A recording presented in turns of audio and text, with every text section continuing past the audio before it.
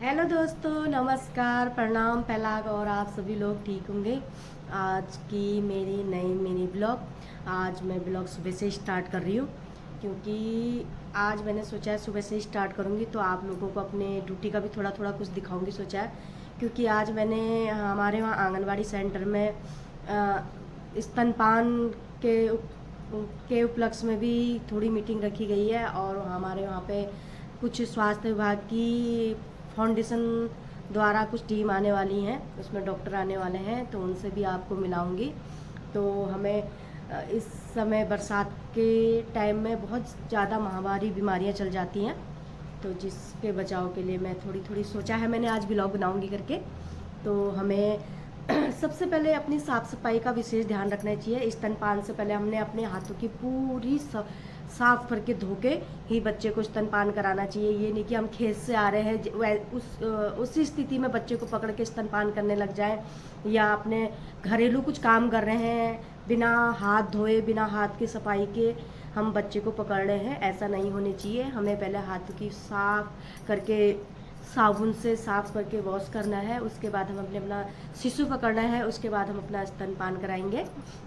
स्तनपान के साथ साथ हम उससे पूर्ण टीकाकरण भी कराएंगे क्योंकि स्तनपान के साथ साथ टीकाकरण भी बहुत ज़रूरी है जो कि हमारी बीमारियों से लड़ने की क्षमता को बढ़ाता है और बीमारियों को नष्ट करता है। तो आज की ब्लॉग का सफ़र मेरा कहाँ तक रहेगा, तो मैं आज आपको अपने फील्ड का दिखाने की कोशिश करूँगी। तो आज की ब्लॉग का सफ़र मेरा कहाँ तक रहेगा, तो मेरी ब्लॉग में मेरे साथ बने रहें। में हमारा है डेंगू चिकनगुनिया के केस बहुत ज़्यादा आते हैं, तो इसलिए हमें कूलर का पानी रोज़ बदलने चाहिए, मच्छरदानी का उपयोग करने चाहिए और पानी की टैंकियों को भी ढक के रखने चाहिए हमें, जिससे कि उसमें मच्छर ना पनप सके और आसपास पानी जमा नहीं होने देनी चाहिए। और हमें फुल आस्तीन के ही कपड़े पहनने चाहिए जिससे कि हमारा शरीर पूरा ढका हो, जो कि हमारे शरीर में मच्छर ना काट सके। और कीटनाशक और लावा नाशक का छिड़काव करने चाहिए जिससे कि वहाँ पे हमारा डेंगू का लावा ना पाया जा सके, तो हमें उसका छिड़काव भी करते रहना चाहिए। शरीर की प्रतिरोधक क्षमता बढ़ाने के लिए हमें पौष्टिक आहार लेनी चाहिए, तरल पदार्थ लेनी चाहिए जिससे कि हमें एकदम कोई भी बीमारी अटैक ना कर सके और अपने स्वास्थ्य पर विशेष ध्यान देने चाहिए। तो आज इसी पर चर्चा करेंगे अपनी बैठकों में। तो आज की बैठक हमारी कैसे रहेगी, तो हमारे साथ बने रहें।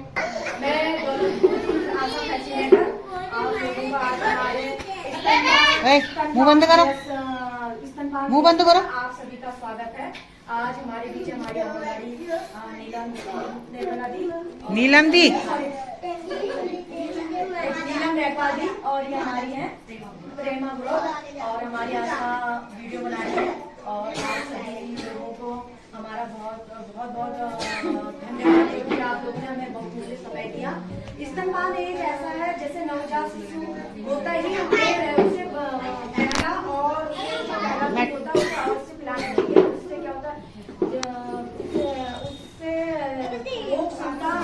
रोगों से लड़ने की क्षमता बढ़ती है और उससे क्या कहते हैं टीबी की बीमारी नहीं होती है और क्या कहते हैं बच्चे में रोग प्रतिरोधक क्षमता बढ़ते जाती है। और उसको पूर्ण आहार ये नहीं कि जब हम दूध बच्चे को दूध पिलाएं अच्छे से गोद में लिटा के और जैसे एक बार पहले जो दूध होता है वो पानी आता है, जो उसका प्रोटीन वाला दूध होता है उसके बाद आता है। तो हमें 6 महीने तक स्तनपान ही कराना है। 6 महीने के बाद जब हम अन्नप्राशन करते हैं उसके बाद हम उसे दलिया मूंग की दाल मसल के जैसे चम्मच में हम इस तरह से गिराएंगे तो उसके ना एकदम गिरे ना वो एकदम चम्मच में रहे और धीरे धीरे जैसे जिस तरह से शहद आता इस तरह से 6 महीने से स्टार्ट करना है। और उसके एज के हिसाब से समय समय पर हमें उसकी कटोरियों के हिसाब से उसको बढ़ाते जाना है। और इसी के साथ हम चल रहे हैं इस समय गांव में चल रहा है बरसात के मौसम की वजह से डेंगू चिकनगुनिया की भी बहुत ज्यादा शिकायतें होने लगी है, बुखार आ रहे हैं। तो आप लोग अपने फ्रिज में पानी ना रुकने दें और कूलरों का पानी समय समय पे खाली करते रहें और आसपास में जो भी गड्ढे हैं उसको मिट्टी से भर दें और हो सके तो ब्लीचिंग का छिड़काव करें। अगर जिसके पास ब्लीचिंग का छिड़काव करने के लिए ब्लीचिंग नहीं है तो आप छारे का या क्या कहते हैं कुछ भी घरेलू कीटनाशक कुछ भी मिल जाता है, घरेलू चीजें बहुत होती हैं तो हम उसका छिड़काव कर सकते हैं। और हमें अपने बच्चों के जैसे बुखार आने पे हमें खुद ही डॉक्टर बन के खुद ही दवा नहीं लेनी है, हमें अपने नजदीकी स्वास्थ्य केंद्र में जाके डॉक्टर की सलाह से ही दवा लेनी है। अगर यदि आपके क्षेत्र में किसी को बुखार या सर्दी जुकाम या माताएं निकलती हैं जो कि मीजल से कहा जाता है जिसको, तो ऐसा होने पर अपनी नजदीकी आशा आंगनबाड़ी से संपर्क करें, तो हॉस्पिटल दिखाएं। और क्या कहते हैं जिससे कि महामारी का फैलने का खतरा कम हो जाए। डेंगू ऐसा है ये साफ पानी में पनपता है, अगर थोड़ा सा भी पानी कहीं पे रुका है चुटकी सा, उसमें भी हमारा डेंगू का लावा पाया जाता है। तो हमें अपने आसपास पानी इकट्ठा नहीं होने देना चाहिए और मच्छरों के बचाव के लिए मच्छरदानी का प्रयोग करना चाहिए, जहाँ पे जिससे कि मच्छर जैसे हमारी फर्स्ट एएनसी आती है तो हमें उसको शुरू से ही इंतजाम करने चाहिए, जैसे कि उसके लिए मच्छरदानी का पहले से ही लेके रखने चाहिए। हमें एएनसी को मच्छरदानी के अंदर ही सुलाने चाहिए। अगर मच्छर नहीं काटेंगे हम तो सुरक्षित रखेंगे तो हमारा सुरक्षित बच्चे को जन्म देंगे। पेट में अभी भीड़ भी नहीं हो रही है, आज डॉक्टर बाहर 10 नंबर में बैठ देता है, पेट में दिखा रहा है दुनिया भर की चीजें शुरू से ही स्टार्ट उसको लेके पहले पर्चा बनाना है। हीमोग्लोबिन कम हो जाएगा, पीलिया हो जाएगा, हाँ पर्चा वहाँ का बनाना पड़ेगा, ऐसी होती है इसी को दिखाना, जो रिपोर्ट कि इसी को दिखाना। बरसात की वजह से इस समय ही फैलती हैं। हाँ और हम लोग हाँ 10 नंबर वो बैठे हैं आज बीमारी डॉक्टर का बाहर। फैलने का टाइम इसी टाइम होता है। हाँ। तो हम लोगों को साफ सफाई का विशेष ध्यान देना है, अपने आसपास अपने घरों की सफाई करके किसी के आगे से नहीं डाल के हमें एक जगह इकट्ठा करके, आजकल कूड़े वाली गाड़ियां आ रही हैं, आप उसमें कूड़े वाली गाड़ी में डाल सकते हैं।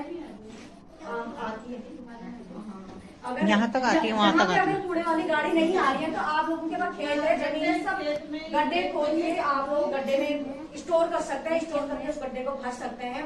और आज इस समय तो ऐसा है कि हम अपने कूड़े को जला भी नहीं सकते हैं क्योंकि उसका पॉल्यूशन वायु प्रदूषण के द्वारा लोगों तक पहुंच सकता है। और जैसे जैसे किसी के पास नहीं होता है तो आप लोग चूल्हे में रोटी बनाते हैं जो लोग, वो लोग छारे को भी डाल सकते हैं, उससे भी कीटाणु जल्दी नष्ट हो जाते हैं। और क्या कहते हैं बुखार आने पर स्वयं कोई डॉक्टर ना बने, प्लीज डॉक्टर को ही दिखाएं, क्योंकि अगर आप पहले अपने आइडिया से दवाइयाँ खाएंगे तो फिर आप हॉस्पिटल में जाएंगे क्योंकि कंडीशन बहुत ज्यादा बिगड़ जाती है। हार्ट पावर की दवाइयाँ होती है, किसी भी दवा को लेने के लिए डॉक्टर की सलाह आवश्यक होती है। मेडिकल स्टोर से दवा ना लें जब तक स्टोर वाले का सिर्फ काम है दवा देने का, यानी कि वो जब तक डॉक्टर ना लिखे तब तक आप कोई दवा ना दें।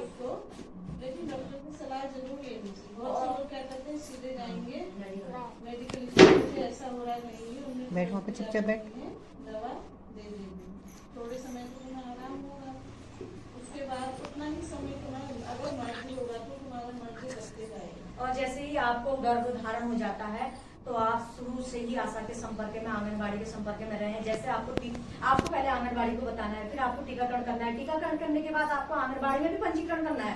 अगर आप आंगनबाड़ी में पंजीकरण नहीं करेंगे, आप टीकाकरण में वहाँ पंजीकरण नहीं होगा, आशा के बाद आपका रिकॉर्ड नहीं होगा, तो आपको कोई भी योजना नहीं मिल पाएगी।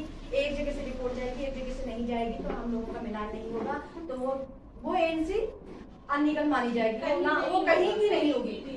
हाँ, बिना आरसीएस नंबर के आपका कुछ नहीं होगा। आप आभा आईडी अवश्य बनाएं, आयुष्मान कार्ड अवश्य बनाएं, जिससे कि आपका सारी चीजें सुविधाएं मिलेंगी। आभा आईडी जो है कि हॉस्पिटल में जब जाओगे, चाहे प्राइवेट में जाओ चाहे सरकारी में जाओ, वो आपके लिए बहुत जरूरी है।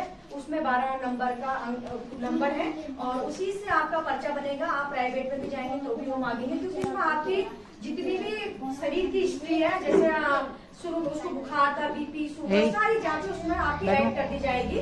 ऑनलाइन का समय आ चुका है, तो आप लोगों को अपना आभा आईडी, श्रम कार्ड और आयुष्मान कार्ड अवश्य बनाना चाहिए, और तभी क्या कहते हैं आप लोग सारी सुविधाओं का लाभ ले पाएंगे। और इसी के साथ नमस्कार आप लोगों को।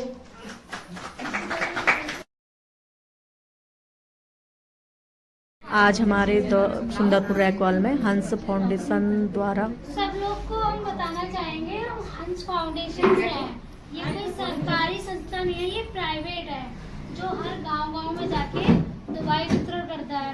और ये कम से कम 10-12 स्टेट में, उत्तराखंड पूरा कवर ही कर रखा है इन्होंने। जितने भी गाँव है, जितने पहाड़ों में है, पहाड़ यहाँ पे नैनीताल में लमसम 2-3 साल से चल रहा है। और ये चल रहा है जैसे उत्तरकाशी हो गया, आपका टिहरी हो गया, चंपावत हो गया, पिथौरागढ़ इधर साइड में तो भी चल रहा है, चलेगा। और ये माता मंगला बोले महाराज जी की संस्था है। कभी आपसे कोई पूछने लगे कि हम ये कौन सी मेडिकल की यूनिट आ रही है आपके गांव में, कोई अधिकारी जैसे हमारे साथ में ही आ जाए, तो ऐसे ही होता है। कभी हमारे ऑडिट होते हैं तो हम लोग पूछने आते हैं कि आप जानते होते हैं, तो वो होगा तो आप लोग को बताना होगा ये बाता मंगला और बोले महाराज जी की गाड़ी है, ठीक है। गैस भी दिए हैं कुछ गाँव में इन्होंने, जो कहते हैं जो पूरी रहते हैं वन विभाग वाले गांव होते हैं ना, अंदर बने होते हैं, वो शॉलर भी दिया है, ठीक है। और आंगनबाड़ी भी बनवाई है इन्होंने। जैसे आंगनबाड़ी नहीं होती है ना, तो आंगनबाड़ी भी बनवाई है। और इन्होंने इस शिक्षा पे भी काम करते हैं, मतलब जो शिक्षा में स्कूलें दी जाती है ना, स्कूल। तो वैसे तो जितने बार आप चेकअप के लिए जाओ उतना ठीक है, लेकिन कम से कम कितने बार चेकअप होना चाहिए, आइडिया है आप लोगों को? लेडीज को जो काम करने उनको तो पता होगा, आप लोगों को आइडिया है कितना विजिट होना चाहिए? बताओ कितने बार बुलाती है आशा आपको, बताओ। 4 बार कहते हैं कम से कम। एक तो पहला तो वो मानते हैं जब आपको पता चला होगा, ठीक है ना, या तो अस्पताल में पता चला होगा या उसके बाद जब पता करने गए होंगे, पहली विजिट तो होती है, उसके बाद अपना 3 विजिट होगी, तो टोटल 4 कहते हैं कम से कम होना चाहिए।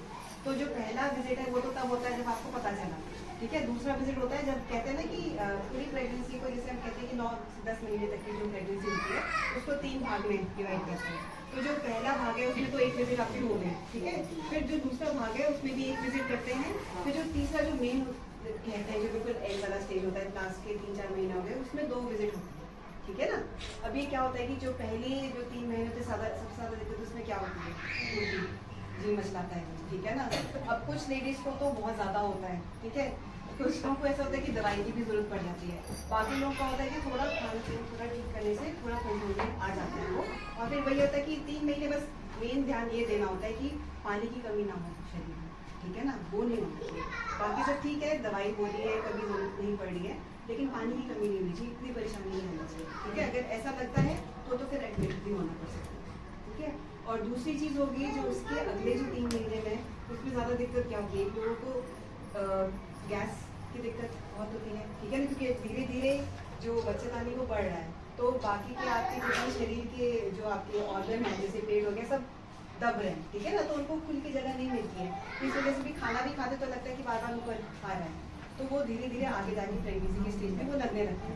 तो उसके लिए आपको क्या करना है, बस थोड़ा ये ध्यान देना है, एक तो कि मिर्च मसाला हल्का खाना होता है, ठीक है ना, और ज़्यादा देर खाली पेट मत रहिएगा। और सुबह उठते ही जैसे लोग आते थे सबसे उठ के मैं चाय पी लूँ, सिर्फ खाली चाय नहीं, कहते हैं कि साथ में 1-2 बिस्किट ले लो, ठीक है ना। सिर्फ चाय लोगे तो और ज़्यादा जलन और एसिडिटी ज़्यादा बढ़ती है, ठीक है। और आखिरी के दिनों में क्या होता है, आखिरी में तो सबसे ज़्यादा परेशानी रहती है, एक तो वजन बढ़ रहा है, ठीक है ना, ऊपर से लगता है कि पैरों में भी क्या होता है सूजन आने लगती है, ठीक है, पेशाब बार बार तो और ज़्यादा होने लगता है वो।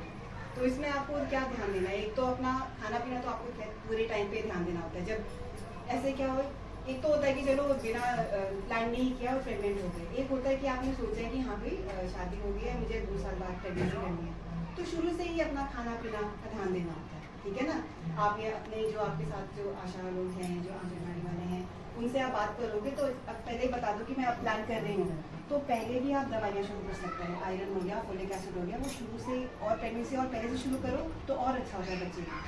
क्या होता है कि आयरन के साथ एक फोलिक एसिड नाम जो सुनते हो आप बार बार, वो क्यों इतना ज़रूरी कहते हैं, खासकर कि पहले 3 महीने में। खासकर क्या होता है, बच्चा जब बनता है पेट में तो उसकी जो रीढ़ की हड्डी होती है ना, तो रीढ़ की हड्डी में कई बार जन्म से ही कमियां आ सकती हैं, तो वो कमी ना आए इसलिए फॉलिक एसिड बहुत ज़रूरी होता है। तो ये ध्यान देना होता है। ज़्यादातर आयरन जो आप खाते हो उसके साथ फॉलिक एसिड डला ही होता है, लेकिन अगर बाई चांस नहीं हो रहा है, कभी सिर्फ आयरन मिल रहा है, तो आप ये खुद से जान सकते हो कि हाँ भाई फॉलिक एसिड लेना बहुत ज़रूरी है, ठीक है, खासकर कि पहले 3 महीने में। उसके बाद ये है कि रीढ़ की हड्डी पूरी बन जाती है, तो लो ना लो कोई ज़्यादा खास फर्क नहीं पड़ेगा, लेकिन पहले 3 महीने में बहुत ज़रूरी है, ठीक है। उसके अलावा ये तो हो गया प्रेगनेंसी के टाइम। फिर बाकी जो पैरों की सूजन बढ़ा रही थी, उसमें भी ये है कि खड़े होकर आप ज़्यादा देर रहते हो तब दिक्कत होती है। थोड़ा अपने लिए टाइम निकाल के थोड़ा पैर ऊपर करके बैठिए, नहीं तो फिर वही गुनगुने पानी में नमक डाल के थोड़ा पैरों की सिकाई गई हो डबली की हुई थी, गई हो ये सुन ले सुनते रहिए, ठीक है ना। थोड़ा गुनगुना पानी में नमक डाल के सिकाई करिए, जितना हो सके। से सोते टाइम थोड़ा अपने पैरों के नीचे तकिया रख के थोड़ा पैर ऊंचा करिए, ठीक है ना। धीरे धीरे वो तो जब बच्चा हो जाएगा वो चीज़ में आराम हो ही जाता है, और जो चीज़ ध्यान देनी है, तो खाने पीने का हो गया, दूसरा हो गया बीपी चेक कराते हैं। जैसे आप जब भी विजिट करने आते होंगे आंगनबाड़ी या फिर अस्पताल में आते होंगे आशा लोगों के साथ, तो फिर आपका बीपी जरूर चेक होता है। कई लोगों को क्या होता है कि उस टाइम पे बीपी बहुत बढ़ जाता है, लेकिन आगे जाके जब बच्चा हो गया उसके बाद फिर वो ध्यान नहीं देते कि हाँ ठीक हो गया। लेकिन आप देखो ये बीपी और शुगर जैसी चीज़ें होती है ना, जो प्रेगनेंसी के टाइम पे पता चलती है, वो बाद में और ध्यान देना होता है उन लोगों को, क्योंकि अब उसका मतलब आपके शरीर में है कि बीपी हो सकता है और आपके शरीर में है कि ऐसे बनावट कि आपको शुगर भी हो सकता है आगे जाके। तो अगर ये चीज़ें आपको प्रेगनेंसी के टाइम पे पकड़ में आई है, थायराइड का भी लोगों को पता चलता है, ये चीज़ें आगे जाके हमेशा जांच करानी है। ठीक है, नहीं यही कि प्रेगनेंसी हो गई, बच्चा हो गया, भूल लो, ऐसा नहीं है, आगे भी ध्यान देना है। और खाने पीने को तो खासकर बच्चा होने के बाद और ध्यान देना होता है कि आप सिर्फ पहले भी आप 2 का खुराक ले रहे थे, उसके बाद बच्चा होने के बाद भी आप 2 का खुराक लोगे, ठीक है ना। बाकी ये कि पानी वानी की कमी नहीं होनी चाहिए, पानी खूब पीते रहना अपना, और अपना जो दवाई बोलते हैं कैल्शियम हो गया, आयरन हो गया, प्रेगनेंसी पहले भी खाओ और बाद में भी खाओ, ठीक है। ये तो ये, और प्रेगनेंसी के बाद भी जो कहते हैं कि 4 विजिट जरूरी होते हैं। बस ये लास्ट पार्ट है कि प्रेगनेंसी के बाद आपका मेन होता है कि जो आपके 6 हफ्ते हो गए, बच्चा होने के 6 हफ्ते बाद, वो सबसे इम्पोर्टेंट टाइम होता है। ठीक है, कई बार होता है कि बच्चा जैसे नॉर्मल डिलीवरी भी होती है जब, तो बच्चा निकल गया लेकिन पूरा कई बार नहीं सफाई होती है पेट की, तो बहुत ध्यान देना होता है कि आप पहले दिन आप जब हुआ बच्चा वो तो चेक किया ही डॉक्टर ने, उसके बाद तीसरे दिन में भी चेक होता है 1 हफ्ते बाद, और फिर जब 6 हफ्ते पूरे हो जाते हैं उसके बाद, ये भी ज़रूरी है। ठीक है, लास्ट अंदर से ही पेशेंटों को देख देख के दवाइयाँ दे रही हैं, ये आए हुए हैं सभी लोग, सभी की चर्चा चल रही है।